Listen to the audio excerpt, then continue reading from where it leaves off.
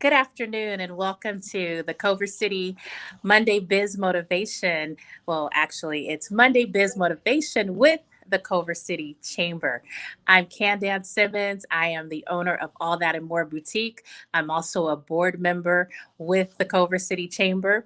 And I have the pleasure of hosting these segments with Rafia Cooper, who's also an ambassador for the Culver City Chamber. And she is also a small business owner.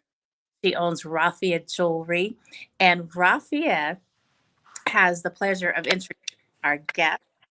Today, we have a very special guest, and I'm excited because I wrote down a list of questions that he knows nothing about. Oh, no. So, Rafia, if you can introduce our special guest that we just put in the hot seat. Well, so thank you, Candance. Happy Monday to all of you. If you guys have questions for us, please put it in our in the box in the comments, and we will read them. So today we are introducing our producer, our leader for the chamber.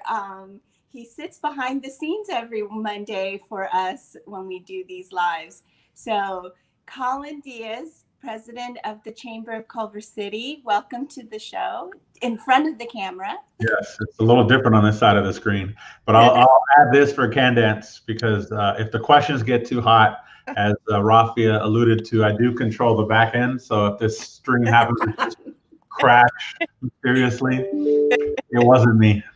Oh, I thought I was going to disappear mysteriously. I wouldn't do that. Okay, so Colin, you are our special guest today. So tell us first, how long have you been the president of the chamber? So I started in November of 2017, and if we're only counting last year as 1 year, it's a little over 3 years. So I'm in year 4 right now. Okay, wow. It's been interesting. I mean, the first year that I started, to say that there was it was a steep learning curve as it was. I knew a lot about chambers, not really anything about Culver City, and then came in after somebody who had been in this role for 30 years, in the city for 70 of their 71 years. So it was a pretty interesting transition period. There was growth. I think the day that I started, I believe it was the Monday that I started, was the day that Apple announced, internationally that they were coming to Culver City. So I had friends from different parts of the country that were sending me an email. You're going to Culver City, right? Did you have anything to do with that deal? So I still have some friends to this day that think that somehow my coming to Culver City prompted them coming, or anything else with some of these other businesses. So it's been, that year was interesting learning curve, and then 19 was, generally a really strong year for the chamber and for the business community. We all know how last year was, but I will say for the first, full quarter, I guess we're now in kind of finishing the first trimester of the year. There's definitely a lot of optimism that's out there with businesses. If you've been able to hang on this long, which is pretty big, if for a lot of companies, unfortunately, then you're probably optimistic about what's coming ahead, particularly with some of the announcements that have come about. So definitely excited about that. Hey, Hope, thanks for joining us. So we already have a comment. Yeah, Colin, one of the things that thanks for sharing that busting that Apple myth bubble, because I thought you had something to do with that too. Okay. All right. It's been documented now. He said it. So can you tell us a little bit more about your background? Like, how did you make this transition? Because I know Culver City is new to you, but a role in the chamber is not. Something I found out the very first night I met you. So can you tell us a little bit about your background? Where did you come from, Mr. Diaz? Sure.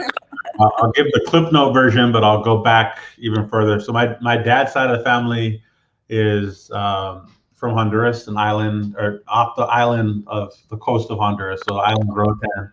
But I was born in Miami, pretty much raised in Southern California.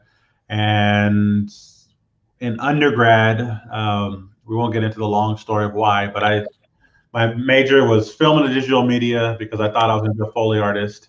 And then somehow I also double majored in legal studies and minored in theater arts, and came out from undergrad thinking that I was going to go into film, still to do Foley art, meaning all the sound effects, the sound mixing, everything behind the scenes that you don't realize is important until you watch a silent film and realize, it matters.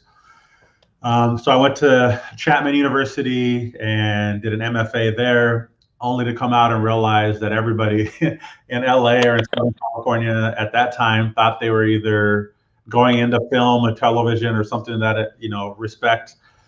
And I didn't realize at the time, anything you do, you're gonna have to pay your dues. You got to start somewhere. And for me, that just didn't make sense. I'd already done all the schooling. I should be, handed this job and be able to do this opportunity. So I said, all right, I'm not doing this. Like, I'm gonna figure something else out. Long story short, people were advising me to go to law school. Didn't really have any type of interest in that, but I did have interest in sports and entertainment. And I said, okay, if I do that, then I'm going to look at sports and entertainment to maybe be an agent. And at the time, there were only a few programs that had, so I think UCLA had a program they were starting, Tulsa had a program, NYU, Duke, and I can't remember if it was Temple. I don't remember the other school, but UCLA was too close to home. And long story short, I was fortunate enough to get a scholarship that covered a good amount of the tuition to go to Duke. So I did an MBA JD program there. And when I came out, I went into sports, kind of executive sports. So corporate marketing, worked with an organization where we did ticketing and season tickets and packages for the Kansas City Chiefs before coming and working for an organization out of the Home Depot Center, which was Chivas USA, which they don't exist anymore. They've now become LAFC. But during that process, and this is a roundabout way to say how I got to the chamber. My first day, our department was 3 people wide. They kind of introduced me to this other person who was the senior in our department. And I think I started on a Thursday or Friday, and they said, Monday morning, show up at 8. We start at 8:30, but show up at 8. We're going to an event. So I show up, 3-piece suit, trying to make an impression. I get into his car, and he's in like a Hawaiian shirt and some khakis. And I'm thinking, like, where are we going? And we drive for what seemed like forever. We park, and we're at a golf course. Wow. So turns out he's going to a golf tournament that this Chamber of Commerce is holding. And I'm there looking like Boo Boo the Fool because I have no idea where I was going. But he introduced me to this guy who was the director of membership. And he said, hey, Bruce, this is Colin. Take care of him. So for the day, Bruce said, I'm driving a beverage cart. Why don't you ride along with me? So we rode around the golf course. And I kid you not, in about 3.5 hours, I met probably 85% of the golfers. Not just met them, it wasn't like, hey, there's Tim. It was like, Tim, meet Colin, Colin, meet Tim. And as we're driving to the next call, he's telling me, Tim started at this company, but then he started this one. This is what happened to him. This is what he does. And I knew, that type of relationship at the time, I never knew what a Chamber of Commerce was. That was my first kind of interaction with it. Fast forward to the very next day at work, he comes my coworker who left me high and dry comes to me and says, hey, Friday's my last day, I'm leaving. He ended up getting hired by one of our clients. Okay. And he says, but whatever you do, don't let the membership lapse. He's like, they're going to fight you every year on it, but just make sure that they pay the membership and you stay a member of the chamber. So this was we were in Carson. The chamber I was associated with was in Santa Fe Springs, which is not very close. There's a whole lot of chambers in between, but the clientele matched up. Fast forward a few years, I left there and then worked in education, but also was a huge fan of the chamber. So we became a member of that chamber and our local chamber. And about, how many years ago now? Maybe 7, 8 years ago, I realized that as good as the chamber was, they had no really digital presence. They didn't really have a social media presence. They could do more on marketing. And so I had just gotten laid off from a company that I was with. I had about 90 to 120 days of money saved up where I could kind of bet on myself to start my own company. So I did branding, PR, social media, and I went back to that chamber and I said, here's the idea I have. If you hire somebody to do this, it's going to cost you X, but I'll do it for this amount and, it'll be great. And so I did that for a while. And then they came back and said, the gentleman that I mentioned before, Bruce, was going to be retiring. Would you be willing to do membership as well? So for me, it was part-time. I was like, all right, sure, I'll try it. And then I kind of fell in love with it and realized that people actually did this as a career. And fast forward a few years and was fortunate enough to come to Culver City. And I won't say the rest is history because it's not, but that's definitely kind of the path. And what I appreciate about Culver City is that even though, I kind of joked around earlier about Apple and some of these larger companies, but about 85 to 90% of our membership are still small businesses, mom and pop run businesses, first, second, third generation. In fact, one that is celebrating their 50th. When you think of somebody like Tower Insurance, that's a multi-generational business. You think of like John Reardon Plumbing, who John Reardon himself, I believe, I won't say, he's like Betty White. He's celebrating his 3rd or 4th anniversary of his 90th birthday. But that's a company that's been, I think he's been over it for 40 some odd years, and someone was there before. So our community is, much more of those type of businesses, which is, it's really great to see, and it adds some kind of connective piece to it between the work that we do. I mean, we represent businesses big and small that have, a number of goals, whether it be advocacy and support. Then for others, it's marketing and getting in front of more clients. So, I mean, there's just a lot of exciting things that we get to do in the day-to-day. So, I mean, I enjoy the work because no 2 days are the same. Literally no 2 days are the same. But Colin, I've been here for a very long time. I pretty much grew up here. So I remember the last president of the chamber. But when you took over, it just seemed like you had been here for so long. There was just such an easy transition.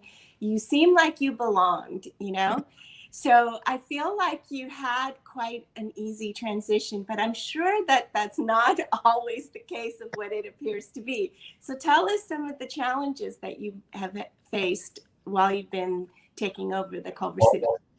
For starters, I'll thank you for that, because if it appeared easy, then that means a lot of people around me made it look that way. Because, I kind of joke around about this now. When I first started, I'd say that everybody I met kind of could fall into 3 buckets. There was the ones that knew my predecessor, Steve, loved him, knew the kind of relationship with the chamber, and any change was going to be, jarring and shocking, particularly somebody that didn't really know. I mean, to say that Steve knew where every brick in the city was is like an understatement, because he knew who put it there and what they had for lunch the day that it happened. I mean, there was so much that he kind of had contact to that was gone, once he retired, and then obviously, unfortunately, when he passed. So there was a challenge there. And I'd say there was another group that was just ready for change. It didn't matter if it was, programming or connection or direction. And then there was a third group that either didn't know we had a chamber, didn't know what the chamber did, or didn't think it was for them. So the challenging part for me early on was deciphering where people fell in that and figuring out how to best engage them. So the people that were heavily involved and had good context, for me, it was that kind of shortened the learning curve to connect with some of them and learn about what were some best practices, what were some pain points. For that middle group, which I think is where I kind of found Candance in, was hearing their concerns, hearing the, areas where they would have, wanted more support or thought there was an opportunity for, more support. And then the third bucket, it was just, let's be better. I mean, chambers notoriously are horrible about telling their story. We just don't, we should brag more about what we do than we do, because in that sense, if we don't, and the members don't know about it, there's really no reason for them to stay part of the chamber. They don't find the value. So Mhm. that part was challenging. I will say, early on, I mean, within 3 months, 4 months from starting, I had to we had our mayor's luncheon, and Rafi, this was, kind of the last one we had, as you know it. And your husband, Jeff, was mayor then. And so fortunately, it was his first That mayor. was the last one. It was the last one. But we had that event. Steve passed, and we endorsed 2 of 4 candidates in an election that neither of which won. And that all happened in kind of this condensed 5-month period, Right.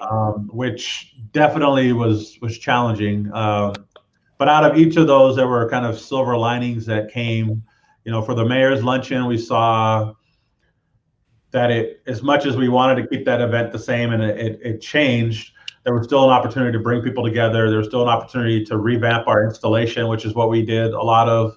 There was an opportunity to add almost an economic development event, which would tie directly into our mission, but was something that didn't take place in the city. So, I mean, I would say out of everything that was challenging, it was probably convincing others that the changes that were being suggested were not only good changes, but ones that were actually going to succeed when you're somebody that doesn't really have a track record in the community. So that was a part that I think, looking back on it, was probably the most challenging. Is you're kind of buying into a leader that doesn't really have a proven history in the community. And the changes, you guys have seen a lot of them. They weren't necessarily subtle, like we're going to go from 4 to 6:30 instead of 4 to 5:30. It was, like our installation, for example, which was normally a breakfast that people, I think, enjoyed, but a lot of our membership didn't know about, didn't partake in it. And it was kind of a combined idea. No, we're going to make this an evening gala. I got told by a lot of people don't go to events on Fridays, and they don't dress up in Culver City. I mean, they won't, they're not going to put on a tie or a suit or a tux. In fact, that first year, I think I must have fielded 15 calls myself. Like, they're going to wear what? Do I really have to wear a tux? Soft route. You don't have to. You might be the only one that's not, but you don't have to. And I think why not? Dressing up is fun. It is. Once people got there, I think they felt, because what I think everybody was thinking in their head was, here we go, we're going to have this event. I'm going to be there dressed to the nines, and everybody else is going to be, I think people told me early on, what was it called? Culver City casual. Right? Like, I'm wearing this and it's really not that formal, but I could throw a tie on and it can work. But without the tie, I could also go to like a summer beach party. And so I think there was that kind of hesitation. But I mean, overall, can you believe that? What's that? Can you believe that at one point the Chamber actually hosted a fashion show every year? Well, I'd heard a lot about the fashion show. But you got to realize, I'm just mentioning that because you're talking about fashion. Oh, I know. Who knows? There may be a 2-point. I mean, we've got, if you look at it, you've got people like you that are in jewelry. You've got like Candance that's in fashion. You have, like Sandra that's flower. Cedric and I have talked, and Cedric is our board chair this year. Cedric joins with New York Life. We had joked around about like a talent show, some type of, but it would, in my opinion, it has to be a one-off thing. Like, I don't plan on, this is not gonna be part of our programming, but in a centennial year, which we currently are celebrating our 100th anniversary, it's one of those things that's on the table to look at, when things completely reopen, how do we bring people back? Does it make sense? To me, where it would make sense is showcasing businesses in the city that may not normally be, coming to the table or have a spotlight. So maybe it's an individual talent. Maybe it's, like a business showcase, which is something that we've looked at before. We've talked about doing like a virtual showcase in lieu of our traditional business expo, which, we've had many loyal booths that have come to the business expo, or vendors, should I say, but over the years, the crowd that's come has changed. The flow of it, people will stop in here and there, but more businesses I spoke to felt like they were doing it because they had consistently done it, less so that there was value for them. Right. So we've talked about how do we, tweak and change that. And I mean, to be quite candid, the pandemic, as horrible as it has been, has unearthed some things like what we're doing right now. We're all three in different locations. We've got people probably that'll see this all over the state or country, and possibly even different parts of the world. So there are some best practices that I think, even from the chamber perspective, that we're looking at, and when we celebrate our centennial this year, of spotlighting businesses throughout different parts of the community and casting a broader net. I mean, we launched a brand new website this year, 2 websites actually. Don't tell anybody, but later this month we're rolling out a mobile app, which I think you just together. I think you just told them. But I mean, we're really trying to, I guess the exciting thing is 100 years is a pretty huge feat. So we want to take time to acknowledge everything, good, bad, and different, that took us to get here, and then talk about what we're doing currently. But I think the most exciting part is, what lies ahead. I mean, even, when I talked to someone the other day about the businesses coming out of this pandemic, the ones that are able to get reestablished in the next 8 years, just within our, surrounding communities, you have the Olympics, you have the World Cup, you have the national championship, you have the Super Bowl, you're going to have an all-star game, you're going to have countless concerts, and all of that energy and compression that comes into hotels and retail and restaurants and everything else. I mean, this is our one opportunity to figure out what the Culver City kind of message is. We've kind of been this best kept secret. I think because we were a bedroom community, we didn't really collectively make an effort to market ourselves. And now, whether we want to or not, whether it's because of our culinary scene or because of the jobs that have come in or because of the fact that we've got, you can get, if you really wanted to, you could stay in Culver City, be at the beach on a Friday night, and then go to some type of an event, at downtown at Staples Center or any of these for $10 round trip, maybe, 15 max. You don't have to worry about parking. Right. And there's a lot of, and you can be at great culinary restaurants in Culver City. So I think, one of the things we're looking at from the chamber perspective is how do we take advantage of marketing that story, telling that story in a way that doesn't just talk about, say, downtown or like the Helms. It talks about, Sepulveda corridor, talks about West Washington, Fox Hills, and all the different pockets in our city that have, a burgeoning business community. So I'm excited. We weren't always a culinary, nope. Attraction. So at some point we changed all of that, and we certainly have wonderful, great restaurants over here. And that brings me to, you're involved in the Feed Culver program. Yes. And so a lot of the restaurants participate with that in Culver City. And currently I've been seeing a lot of posts that different restaurants are donating more meals this week. So that's amazing. Audifella, Novecento, Meat in Paris, Harajuku Tap Room are all donating meals. So we just, for those your anniversary, right? Exactly. For those that don't know what Feed Culver is, a little over a year ago, then Mayor Erickson, as well as former Mayor Jeff Cooper and members of the Exchange Club, myself, and Alex Schulman, Eric Sims, who am I missing? Dan O'Brien. Kathy. And Kathy with the Culver Hotel all kind of got together and realized really 2 challenges with one solution. So the challenge that our restaurant, all businesses were being significantly impacted by the pandemic, but restaurants particularly just didn't have, you couldn't go to eat at a restaurant. You couldn't dine in. You could do to go, but people didn't really know who was open, what was open. So they were having to lay off staff. And then the problem that is always present, but was amplified during the pandemic, food insecurity. So people that, may not get a meal during the day or even have more than one meal.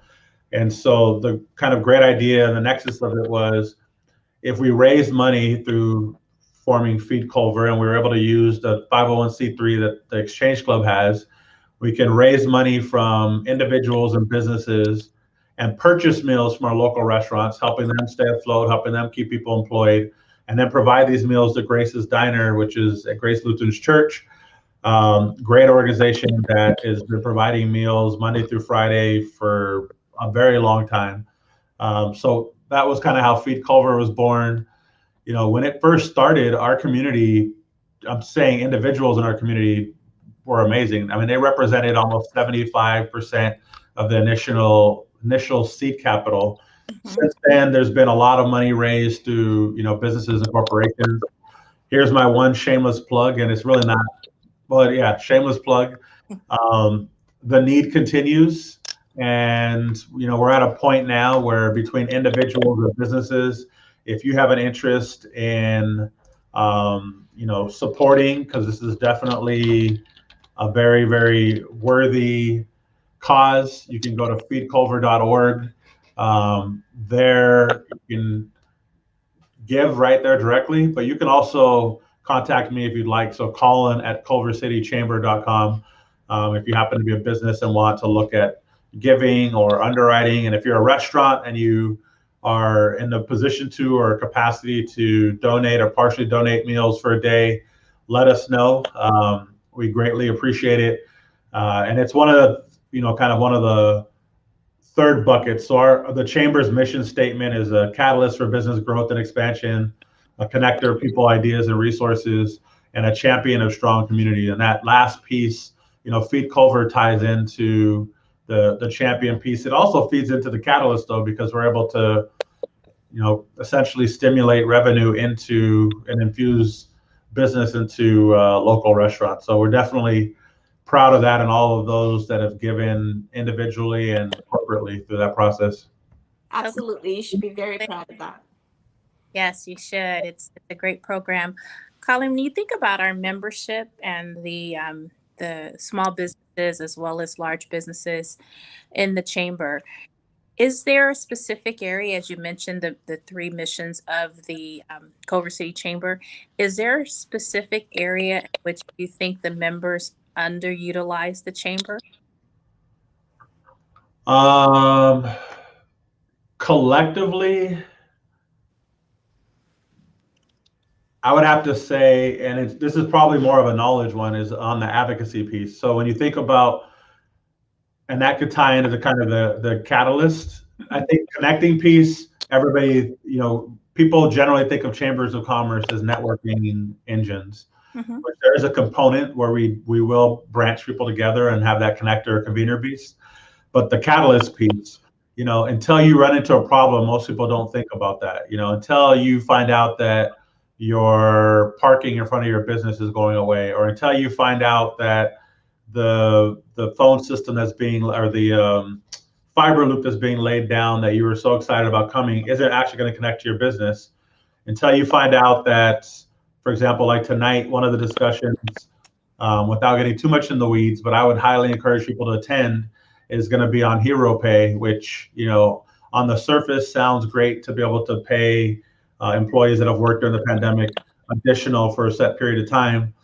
But until that is actually your business and you're looking at how that'll impact your bottom line, your feasibility of continuing, and whether you can keep your employees, most people don't think about that. So I would say it's underutilized. I would say our government affairs committee meeting, if you're a member of the chamber, you can attend that for free. You can vote if you want, but you could also just sit there and listen to what's going on, are critically important, because we talk about Culver City items and issues. We talk about regional and state. And during the pandemic, we've also talked about federal. So, when we've been able to tell businesses what funding is coming and when, to say this opens up on the 18th. So now when you realize that it's kind of how quickly you can apply, you're not hearing about the information on the 17th or 18th and trying to find all of it. You're hearing about it a week before, you're able to get things together. So I would say the advocacy piece, I kind of even boiled that down. If you took the champion, connector, champion, or catalyst, connector, and champion, and roll that into one, to me, it's access. There's one thing that the chamber can do for a business better than they can do for themselves, it would be access.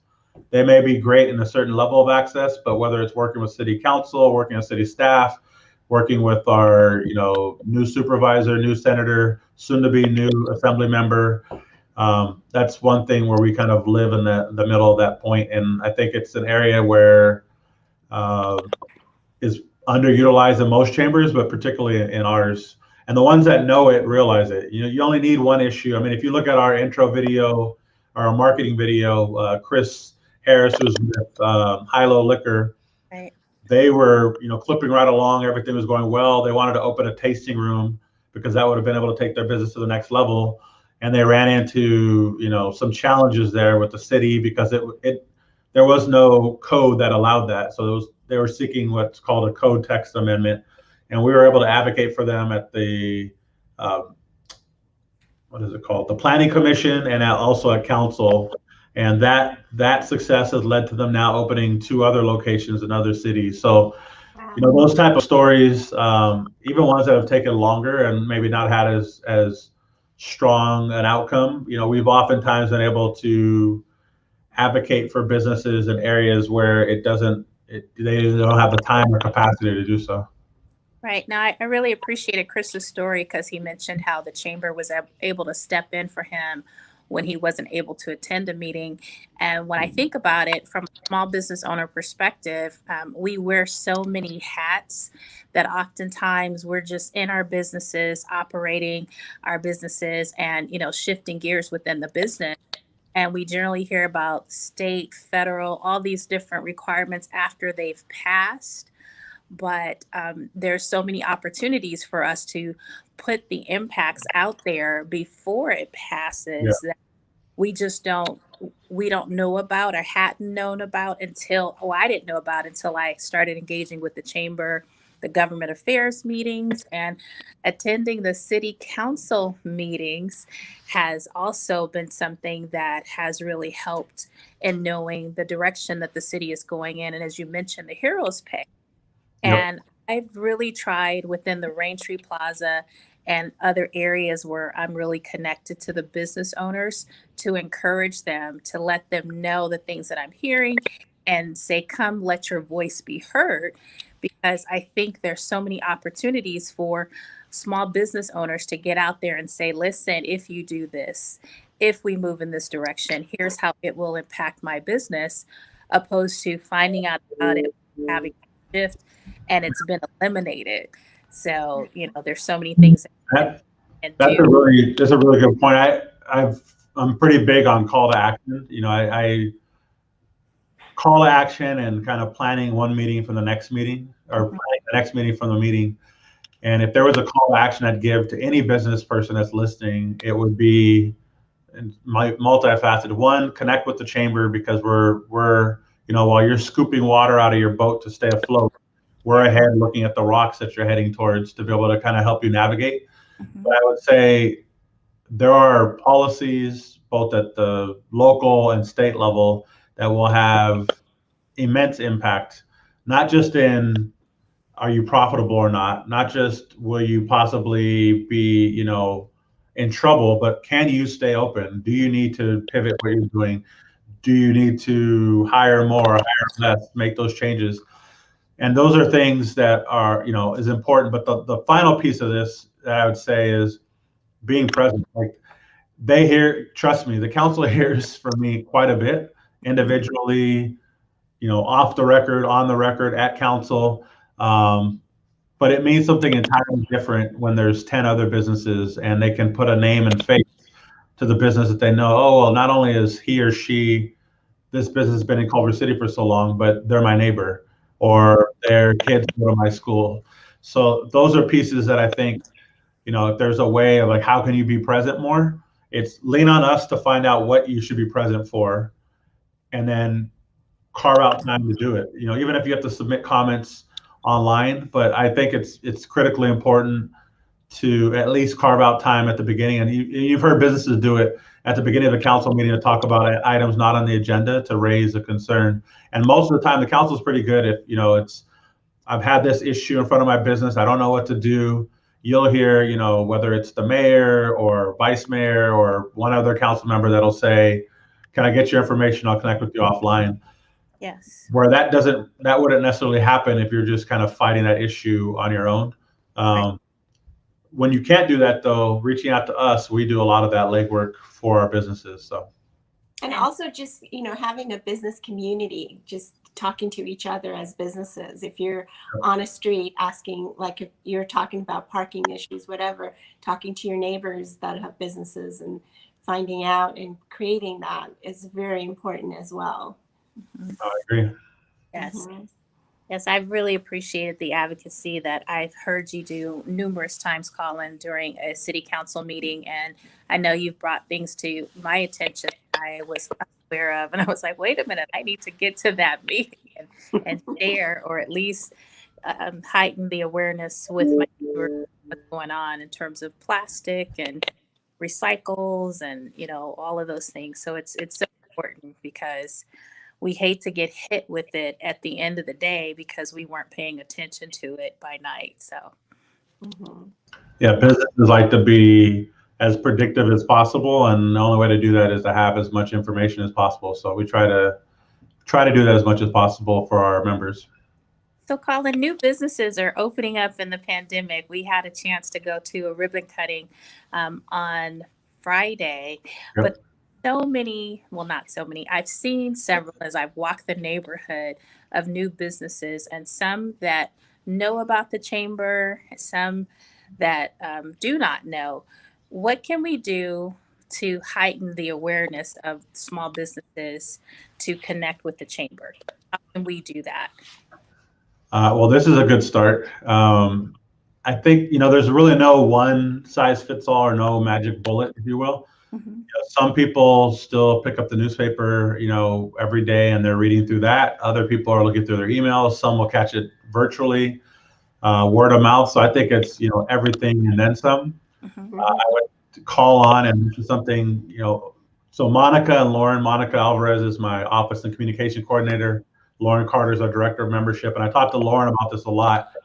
There are a lot of members when we speak to individually that love the chamber and think we do a great job. One of our goals this year, and I'm putting it out there, is more of a referral campaign. So we've been building a program in terms of what we're willing to provide to our members that refer. I mean, it kind of already happened. Ike's, which is one of our newest members. Mm-hmm. I've been there twice. I think most people have been there a couple of times. You've been there as well. 3 But times. Yeah, I went there once. It's all been kind of by referral. Like you heard from somebody, oh, you got to go. They opened, or the sandwiches are good. I mean, that's kind of the name of the game of how we do things. Mm-hmm. And yet, I would hope that when Lauren calls on businesses, in fact, I'm confident when she calls on businesses, she's going to talk about great things the chamber does. Yes. And when I talk to businesses about it, I'm going to talk about great things that the chamber does. Mm-hmm. What's really going to carry more weight is when Rafia, who has no stake in doing so, or you, Candance, talks to them as a fellow business owner and says, here's what they did for me. Right. I know you have this need. Let me make an introduction. Mm-hmm. So I'd say that's part of it. The other part, if you are listening and you're a new business, we're doing some things differently in terms of the pandemic and ribbon cuttings, although it looks like, fingers crossed, in June, we'll be able to, potentially look at having some that are in person and larger crowds. But, we've looked at doing virtual ribbon cuttings. We've looked at, kind of a behind the scenes look in on businesses. I'd say it really just depends on what their needs are, but I can almost certainly guarantee that if they are a business in and around Culver City that does business in Culver City, there's something that the chamber can provide for them that either they can't for themselves, or we can do it more efficiently or quicker than they may be able to. And Yeah. just to be clear, you don't have to be a Culver City Very resident. good. You And you caught don't that. have to be a Culver City business to join the chamber. Is that correct? That's 100% correct. In fact, we've had 5 that I can think of that have joined that are not even 2 that are not in LA County, Mm-hmm. and the other 3 that are also not. I mean, they're in the county, but they're not anywhere near the city. I generally say this: if you would benefit from either doing business, or you do business in Culver City, or you have an interest in what's going on in Culver City, membership would make sense for you, because on Thursday in our e-newsletter we have the articles that are in there that is kind of current affairs in and around Culver City. If you happen to be in the Valley and you do real estate or maybe commercial, what have you, and you care about Culver City, you're likely to get information in that you may not get on your own being out of the community. So you definitely do not need to be. It's probably one of the biggest misconceptions that people have. I've still yet to come across a chamber that'll tell you if you're not in their community, you can't join the chamber. But I do know there's a lot of networking opportunities. Yep. So you don't, necessarily need your customers to be right here in Culver City as well. Right. And if you're listening to this broadcast and you're looking to discover businesses in Culver City, there's something on our Culver City website that you can look at, and it'll show all the different businesses that are in Culver City. It's called Discover Culver City or discoverculver.com. So discoverculver.com is a eat, shop, play, stay website. It is, essentially image based. So you essentially will have a host of businesses. In fact, I don't know if I dare try to share on here and have it possibly. Let's give it a shot. Today is our 27th Monday Biz Motivation, which I thought was worth noting because you guys, when the idea came from you guys, it sounded like you guys were thinking about starting short term. Let me see if I can get to. Okay, so you let me know if you see it on the screen. Yes, we see it. So this is Discover Culver. It's loading kind of slow, but as you come down here, this is kind of a list of all. It's a pretty long list. If you say, I'm going to be in Culver City, but I need to figure a place to stay, you hit stay and it cycles through the hotels. You hit eat, it cycles through some here. This is still being worked on. You'll see additional categories in here soon. So if you say, I want to go find somebody that does a happy hour, I want to find French food, or I want to find breakfast, you'll be able to find that. And then in terms of play, so if you are going to be in town for a while and you want to look at activities or shows or anything of that nature, you can come on to. Do you have shopping on there as well? We do, in fact. Can you still see it, or did I leave it? That's great.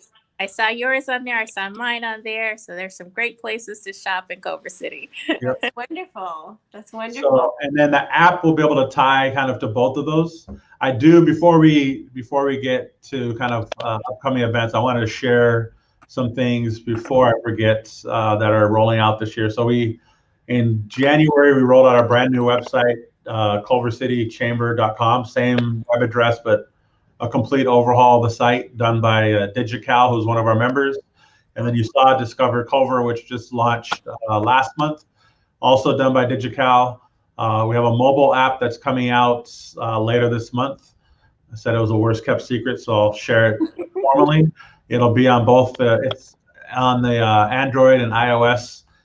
You can actually download it and tinker with it now, but we'll have an official launch later in the month. You just search Culver City Chamber or just Culver City Chamber on either of those app stores. And then our guide, which we usually publish in January, because of the pandemic, we moved it back. That'll be going live in July, and we're building our Centennial edition as well as it being evergreen. So the goal is, if you picked up this magazine 3 years from now, the articles in it would still be relevant, because we're looking at longer term topics and not just something that's tied to today. One thing that I wanted to mention, we're rolling out Connections Leads Group, and this is only for members of the chamber. So this may in itself be a reason to join. If you've ever joined a leads group, there's usually a fee associated with it, and you're required to provide a certain amount of leads. And if that doesn't happen, you can get kicked out of the group. So we're taking the better portions of that model and rolling it in. So starting in May, it'll take place where it'll be probably between 8 to 12 people. You'll only have one from every industry, meaning if all three of us were in insurance, we would not be in the same group. And the goal is to learn more individually about each other, but then to have a referral network. So awesome. You guys kind of already have that. I know Candance and Rafia, you guys have worked together, as well as Sandra with Helms Flowers on kind of the synergy of network.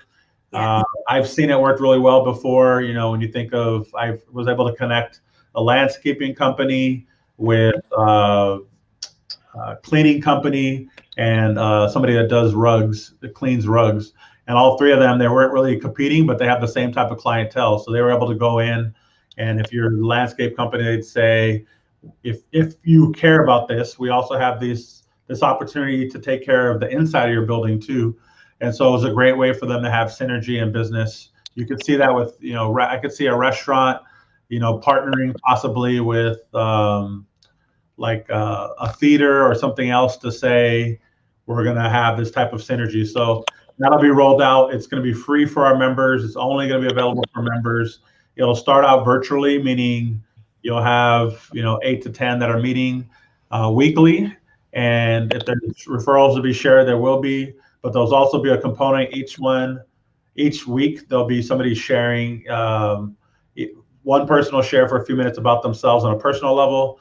Another will share for a little bit longer on their product or service in their business, just for people to better understand. So connections, leads group is coming. If you are a member of the chamber, you'll see communication, you'll be eligible for that. If you're not and you care about being able to branch into, you know, connective pools, then you'll be able to do that. And we're also, for those that have an interest, they can share, I'd love to be connected with this company and this type of company. And we'll try to do much of that to build those type of groups. Our only request is that it has to be something that's beneficial for all 2 or 3 that are suggested. So it can't be, you know, I'm a restaurant and I want to be connected with construction workers because I know they'll be hungry and I can, you know, it's got to be something where maybe construction that's aligning with somebody that does windows and somebody that does interior design, because there's that synergy there. So otherwise, if you just come in individually, we'll bring people to the group, because you know, in this world, there's so many needs out there that there's probably a good chance that you can find a referral within the group. Wow. That's awesome, Colin. Within that group, as you gave that example, would there be opportunities for guests to attend so they can kind of figure out what's the synergy within the group, or it's basically the group will be built and they'll run? So the group will be built and they'll run. We may use what we would probably do. So once we get to a capacity, then we would build another group. Mm-hmm. So if people are figuring out whether they want to or not, I would probably have them be a guest for 1 week with the other group so they can see what it looks like before committing. Okay. My former chamber has this program in place, and not only has it been great for the businesses because it's helped them make connections, it's also been great for the chamber because it's led to some joining the chamber because they want to be part of it. So Awesome. All Wow, right. that's a lot of information. And so, But this has been a great platform. So this is our 27th show. 27th, lucky number Wow. 27. Yep. We started back in August, right? Yep. Yeah, that was and at the time in August, I think it was, you know, we'll do it consecutively for a few weeks. We'll see if it catches on or not, and we'll reassess in September. We didn't say September of what year, so maybe we meant September of 21. Right. But definitely, I mean, we've had a lot of great, I've found myself even behind the scenes, you know, with people that I thought I knew, realizing, wow, I didn't know that about their story, or I didn't know that about their business. So, and I really enjoy not knowing a lot up front and really asking, you know, right when we're interviewing them and learning about them along with the audience. It's great. Yep. We've had some really wonderful people on here. And we're going to soon, we don't have it yet, but we're going to be building a page on our Facebook page, a channel, excuse me, that will have all of these former Monday Biz motivations on there. You can search right now on our page, but it'll be easier because they'll all be there and you can kind of dive through. That's a Right. great idea. And I know our guests have enjoyed being a part of it. They didn't know the chamber. In some cases, they knew, and some didn't know that the chamber even had this platform. So it's been a really great platform to expose small businesses or businesses that serve the Culver City community to the community. It's a great platform.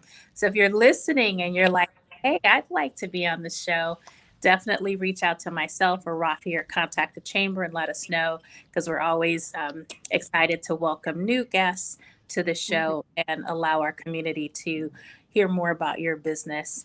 Colin, you've been a great guest, special guest. Yes. We appreciate you. And I think I got all my questions answered. All right, well then, this will be interesting. I'm going to transition myself to the upcoming events. Awesome. Yep. And do we do our motivation thing? Yeah, I want to end with that though. I want to end with that. Okay. So let me go to the events. We'll come back to that. Wait, Colin, before you go to your upcoming events, since you have been part of all of this today and you've been a wealth of information, is there one last thing that you want our audience to know about the Chamber before you go to the events? One very important last thing that you wanted to know. Now more than ever is the probably most critical time to be a member of the Chamber, because we're coming out of the pandemic, going into recovery, but we also have our general plan update that's taking place in the city. And so if there was ever a period of time that either to get more engaged or to come to the table because you haven't been before, it would be now. And I think within pretty short time frame, you would find the reason why. So I would just say that would be my important about the Chamber. And then the other part, be involved. You do so much for your business, so be involved in the surrounding elements that impact it, such as council, things in the city. Be present, get involved in committees if you can, and yeah. So I'll leave it at that. Wonderful, thank you. Okay, our upcoming events. Okay, so we've got, I'm going to kind of fly through these, but tomorrow, this is one that Kaiser Permanente has partnered with us. Medicare 101, why, besides folks that are, eligible, but a lot of family members that are helping eligible family members get on Medicare, and I was guilty of this, have so many questions and confusion in terms of what is or what isn't available, what do they need to have. So from 10 to 11 tomorrow, Maria Membranos from Kaiser Permanente is going to be kind of giving an overview, but answering any questions that people have. We'll record this, so if you happen to not be available, we'll make it available on our website. Thursday, we have helping restaurants navigate California's clean energy transition. You've probably heard a lot from the governor and other channels as far as this big push to move towards cleaner energy. What does that look like for restaurants? Southern California Edison is partnering with us. So on Thursday from 2 to 3 p.m., we have that available.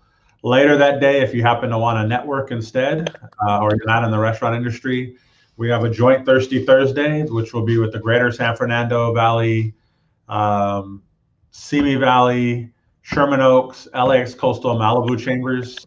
And this is essentially a speed networking, speed connection format from 4 to 5. It feels like you're there a lot longer because you get to connect with so many people, but it goes by really quick. Yes. Next Monday, we go back to our bi-weekly COVID-19 business roundtable. I'm actually pretty thrilled about this because it seems that it should be one of our last 5, I think, if I'm doing the math, 2 a month plus this one. If June 15th, everything reopens the way it's supposed to, there wouldn't really be a need to have the roundtable unless, my thought is there's going to be some funding tied to reopening. And so we probably would want to have some communication on that, but we wouldn't necessarily need to have it as frequently. The very next day, Tuesday, April 20th, Earth Day, from 4 to 5 p.m. for members only, we have our Government Affairs Committee. This is something that I was mentioning earlier. Talk about local issues, state and federal. The next day after that, with LAX Coastal, we have our Coffee and Commerce from 8:30 to 10. Moved an hour later for Rafia and for Candance. And we so appreciate it. And for me. And then the next day on the 22nd, so some of you may remember last month, was it only last month? We had a special election for the 30th Senate District because Senator Holly Mitchell won the election to become our supervisor for the 2nd District. So the seat that was vacated by Assemblymember Cam Logger, who is now Senator Cam Logger, is the 54th Assembly District. And so we have a candidate meet and greet. I think we'll have 5 of the 6 candidates that have confirmed.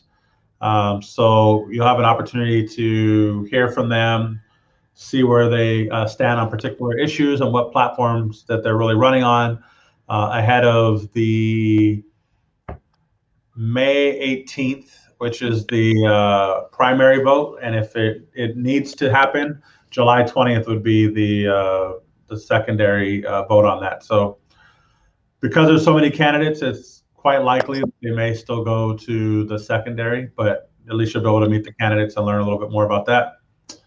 And that is the main thing in terms of events. So I will go now to Rafia, which you teased earlier. Well, you get to go first since you're our guest. So the basis of this show is to find out what motivates you every week in your business and how you stay motivated. So tell us, what's your motivation for this week, Colin? So mine is always multifaceted. I think because there's no 2 days that are the same, I would say business success is something that's important to me. You know, you can call it persistency, you can call it resiliency, but so because of that, you know, motivations are working against things that challenge that. And other motivations, you know, all the time was my family. You know, they kind of allow me to do a lot of what I do.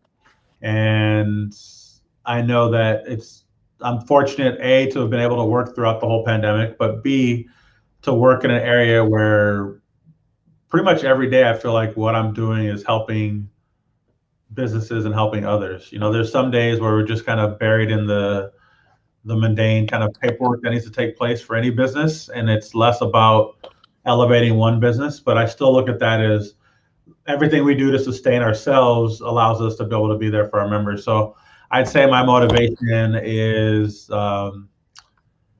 business, resiliency, and success. That's great. And for those of you who don't know, Colin has these 2 beautiful little girls. And I'm sure they're keeping him on his toes.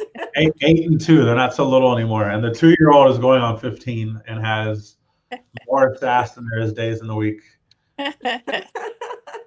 Well, I'm sure they keep you plenty motivated. Rafia, what's your motivation for this week? Well, I think for me this week, the slogan for me is going to be finish the task and get it done. So that's kind of what I'm trying to do. I have a lot of paperwork that I have not been motivated to do. So, you know, it's easy to get the creative stuff done, but a lot of times it's so easy to say, oh, I'll get to the paperwork later. And that's a tough one. So I've been putting it off a lot. So I think I'm going to get down to it. Paperwork. And what about you, Candance? Well, I think I shared this last week. In May, we'll be celebrating our 11 years in business here in Culver City. Yay! Awesome. And I really love showcasing designers that create because, again, I'm not an artist. I'm a stylist. I can't make stick figures. I've tried and they still come out funny to me. So I'm working with local designers. We give them a platform to launch their products, to engage with the consumer as we give creative input into the things that they make. So we have T-shirts that are being designed for our boutique for the 11-year anniversary. So I'm meeting with the designer this week. I'm working with a scent company that currently has products here in the boutique, and she's customizing a scent entitled More for our 11-year anniversary that'll be exclusive for the boutique. So it's working this week. I'll be working with creatives, seeing what they've come up as it ties back to our brand. So I'm excited because I've gotten scents to look at. I see templates that are coming in, and it's so encouraging to be able to work with creative individuals to bring your brand exposure, their brand exposure. So it's just a great collaboration that I'm looking forward to as we get ready to celebrate. I'm also meeting with a clothing designer that will be making things specific under our brand versus their brand. So they'll be creating a couple items that are exclusive for All That and More. That'll be under the More label as well. So, well, that's wonderful. And Very nice. one of the things that I've really loved about your lives that you keep doing is that she got the designers to match the mask to the outfit. Oh yeah, I was talking to her about I that. love that. She hasn't been able to push the men's side of that yet, but she's got a future client in that. Once we're, I'm in the office 3 days a week, but once June hits and everybody's kind of known to be opened, it'll Right. be back to more of the formal-ish wear. And I'm gonna have something that matches and a few different masks. I've kind of opted to the plain, every mask is black. Yeah, I know, but I think a tie and a mask matching together would be actually, fabulous. That's exactly what I've talked about. Yep. right. We have some that are specific to the ties that I've actually carried in the past. So, Colin, I got you. No problem. Just But I have a few ties from there, so exactly. I have 2, maybe 3. Yeah. There So you go. we have those too, and they come with the filters. They're adjustable to the face, and they will definitely match your tie. So, not a problem. Great. You just need a little handkerchief now, and then you'll just Yep. be styling. Pocket square, everything. You don't remember this, Rafia, and Candance wouldn't know this because she and I didn't know each other then. But when I first started for the first month, I think at least 2 to 3 days a week, I was in a 3-piece suit. And finally, somebody at an event was like, "Hey, I remember. we don't really do that here, so you don't have to do that." And I said, "No, it's fine." And all of a sudden, I looked around, and there was one event I was at, and I was sweating just buckets. And I'm looking around, and I'm like, no tie, no tie, no tie. Second button down, like light jacket. So, Colin, I mentioned the fashion show before that the chamber used to do every April. And it was like for Employee Appreciation Day. And we had all of the different chamber members, including like the fire chief and fire department and police department. They all modeled for us in the show. I wonder if that is something that we could, in a small form, bring back for your centennial celebration. potentially, I mean, And use Candance's clothing. Sorry. there's a piece you could do of like, I think there's going to be some pushback when things completely reopen and people wanting to wear their mask. Mhm. So you could do almost like a "Show Me Your Mask" campaign, and Right. try to where things match and whatnot. But we'll see. Definitely, there's really only one other kind of off the wall undertaking that we used to do in the past that I'm likely to bring back once. You guys will be one of the first that I'll mention it to when I've ironed it out, but we're not there yet. But it's something that I've had great success in my past chamber. I know our chamber has done it in the past before my time. It's a pretty big undertaking, but I think for the reason we could probably have good support with it. So we'll see. More to come. Awesome. Well, it was fun.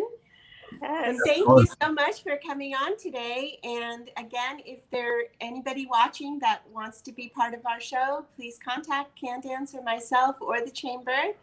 And we really appreciate everything that you told us today. I appreciate coming on with you all and being on this side of the camera. Although I'll look forward to being behind it again next week. Well, I like knowing that you're there. All right. Well, everyone have a good week. Yes. You too. Thanks, everyone. Bye for now.